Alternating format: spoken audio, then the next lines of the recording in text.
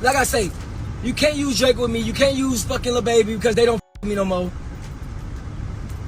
So you please don't use that. You haven't seen me around Drake in a minute. Or Lil Baby. A long time. So let's get that out the door. Please don't use that no more. Like, I'm not a leecher. Like, fuck with me for a reason.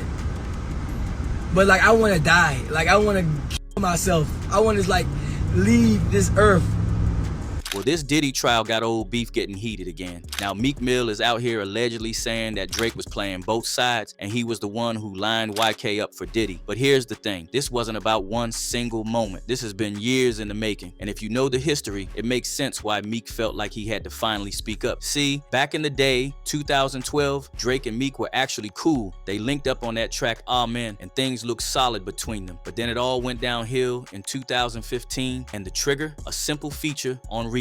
That's all it took to set this whole thing in motion. When Rico dropped, Meek wasn't feeling how it all played out. He jumped on Twitter and started dogging Drake out. Not about some feature fee or late verse. Nah, Meek hit where it hurts in this game. He called out Drake for allegedly not writing his own rhymes. And if you know this culture, having your pen questioned is a straight shot to your credibility. Meek even said he would have cut Drake's verse if he had known he didn't write it himself. And what really pushed it was Meek thinking Drake might have slipped a diss in there too. The line that set him off, to me, the girl of your dreams is really not a challenge. And once he tweeted that out, everything snowballed. Folks started digging deeper, and soon the conversation wasn't just about Rico. It was about whether Drake had ghostwriters, and if he was out here stealing Meek's girls, Nicki Minaj to be exact. From there, the fire was lit, and Drake, he wasn't about to let that slide. He took it straight to OVO Radio and dropped Charged Up, a diss aimed right at Meek and all those accusations. Meek, on the other hand, wasn't too impressed, at least publicly. He tweeted out that Drake's bars were baby lotion soft, he promised to return fire. Meanwhile, Drake wasn't slowing down. He followed up with Back to Back, and that one made noise. We're talking Grammy-nominated noise. It became the first hip-hop diss track to ever land a Grammy nomination. Drake was applying pressure heavy.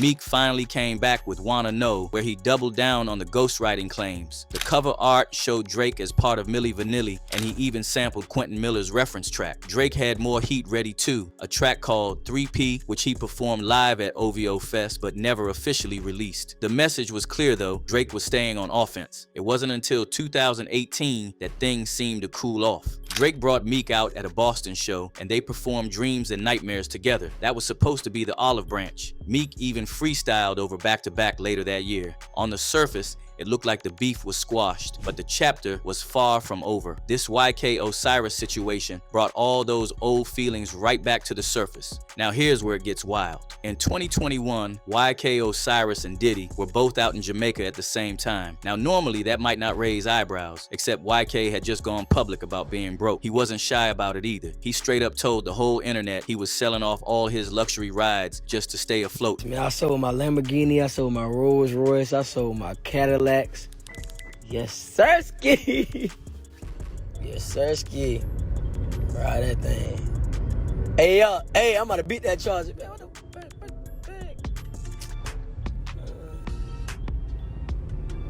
ain't gonna lie.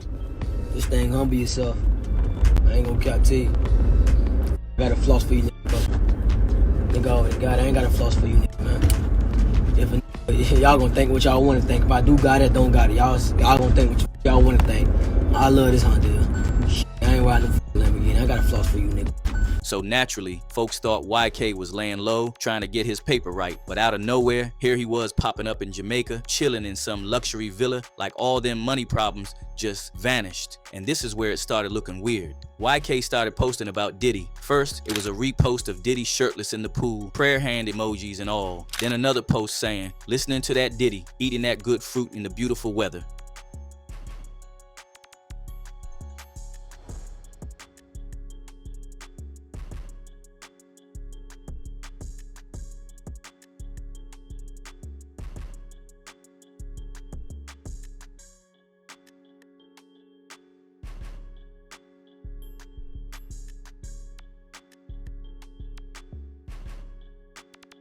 Next thing, YK posted a pic leaned over a plate of fruit, serving full boy toy energy like he was on somebody's payroll.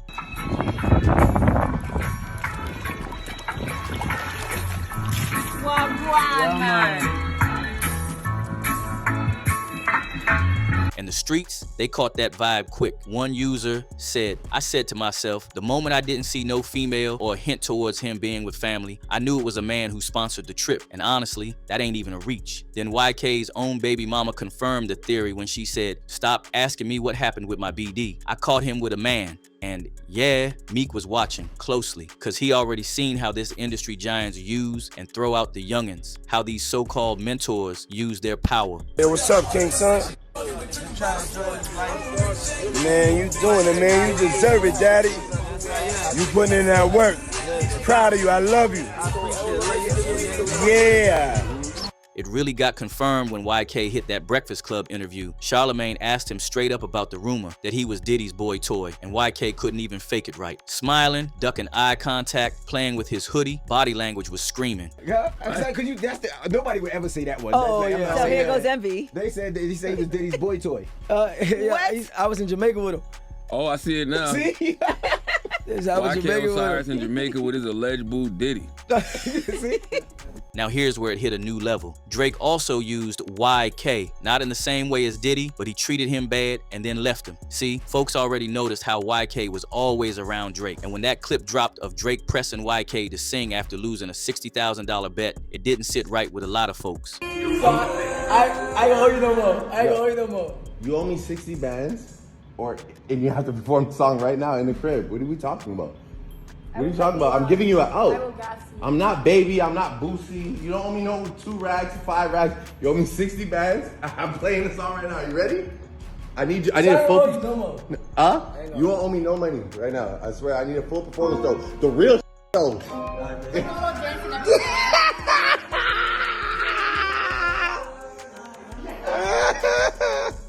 I'm serious. You just got it,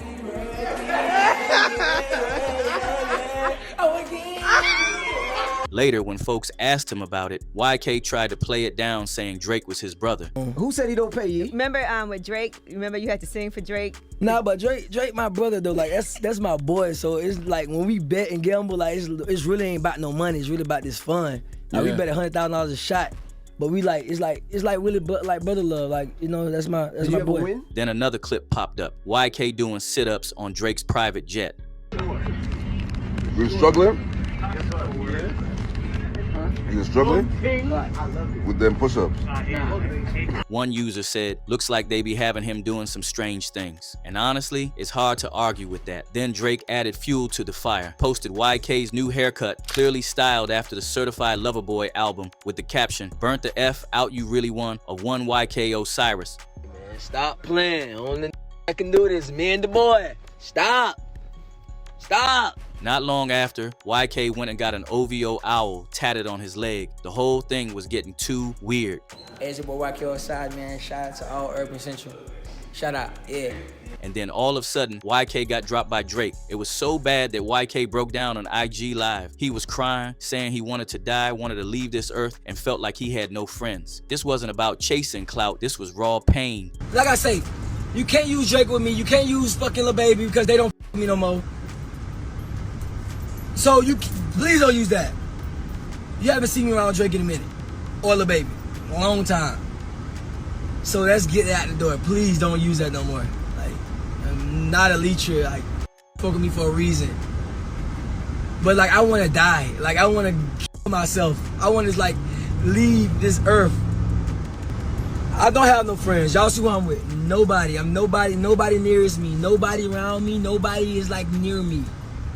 Later, he even said rappers lied about being blessed by God and that they were dealing with emotional spirits and thoughts of self-harm. That hit hard. You see, I'm gonna tell you something. They always want you to, you know what these rappers, all these singers, all these big rappers y'all look up to? They always tell you what the good part about, but they never tell you what the bad part. And that's crazy, man. Yeah, they got all this money, but they dealing with emo spirits. They dealing with themselves. They dealing with, man, come on, man.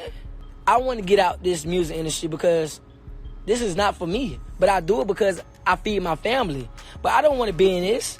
This is not what God want me to do. God don't want me to do this. But I do it to feed my family.